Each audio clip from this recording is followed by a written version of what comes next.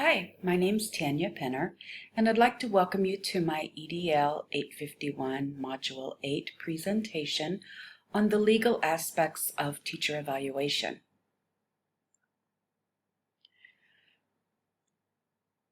The Every Student Succeeds Act, the key points were that the Secretary of Education can't prescribe teacher evaluation systems or define teacher effectiveness, and that the states have to develop goals and not just use test scores to gauge teacher effectiveness.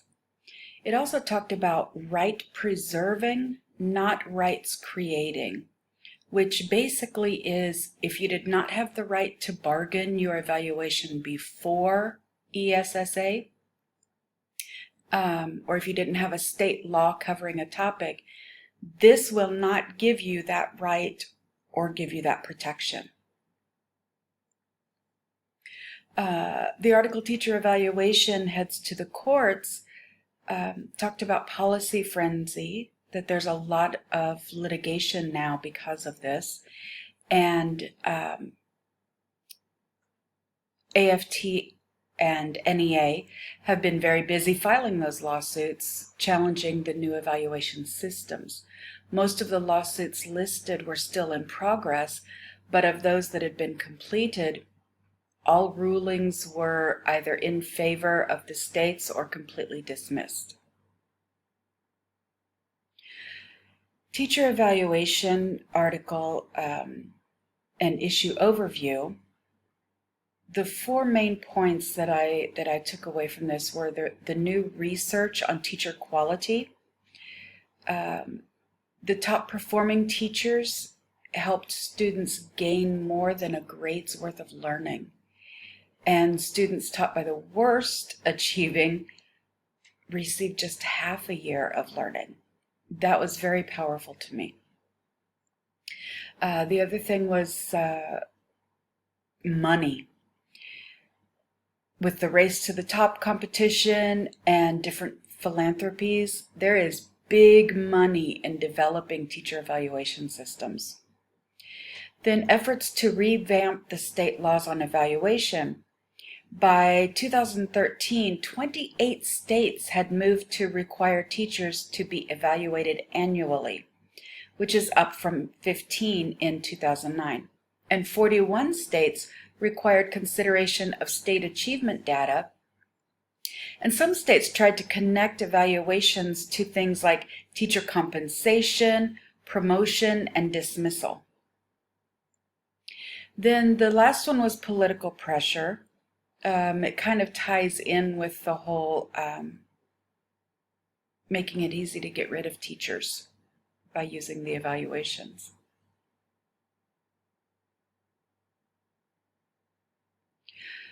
Our process at our school, initially school evaluation teams are created in the beginning of the year. The teams have between 2 and 4 members, one of which must be the principal. The evaluation process information is given. This is typically done through a PD meeting at the beginning of the year.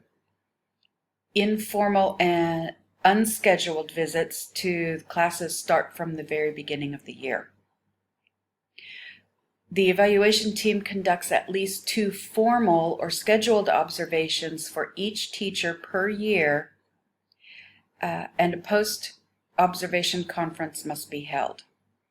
There's 1 scheduled observation in trimester 1, and it must be 1 class period in length. There's 1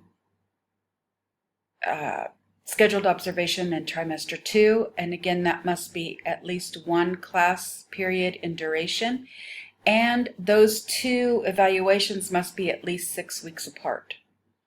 The principal must observe each teacher at least 1 time per year. New teachers to the school have 1 scheduled observation during their first 3 months. Evaluation team members can conduct as many formal or scheduled and informal or unscheduled observations as needed. If the principal identifies any teacher with significant deficiencies, A remediation plan will be developed then.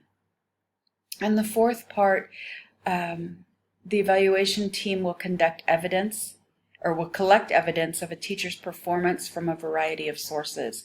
And that can be through walkthroughs, observations, lesson plans, coaching meetings, things like this. That's all done beforehand. Then when it comes to the evaluation meeting, the teacher completes a self-evaluation and turns it into the evaluation team. The evaluation team then reviews the data collected, which would be using the teacher evaluation information from walkthroughs, observations, student work, lesson plans, again, coaching meetings. Then the evaluation team completes a rough draft of the teacher performance evaluation, and this is truly done as a team at our school. There's a lot of discussion, and we come to a general consensus about where we believe the teacher rates as far as after analyzing all that data. Then we have the evaluation meeting, and the evaluation team shares a draft with the teacher, and we discuss the teacher's self-evaluation. This is also an opportunity for the teacher to share any additional information, bring any evidence or data to support where they believe they are, and before the final submission of the report.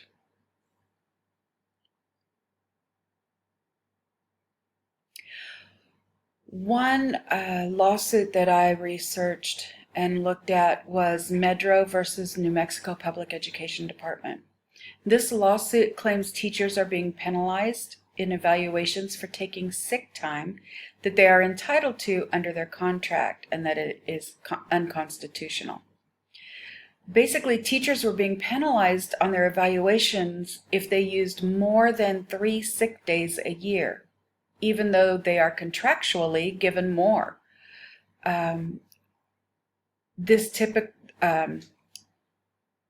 This lawsuit in particular is a preschool teacher who needed surgery. They're only allowed 3 days on the evaluation, or before it affects the evaluation. But their contracts in New Mexico, they're typically given 10 sick days a year. So a lawsuit has been filed as a class action suit so that other teachers can be included if they should so choose. This case is ongoing.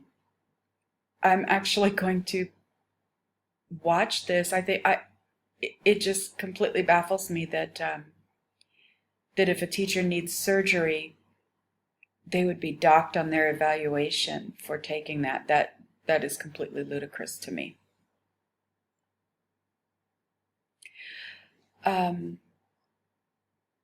Policy 6430 in the Abu Dhabi Education Council Policy Guide goes over performance evaluation.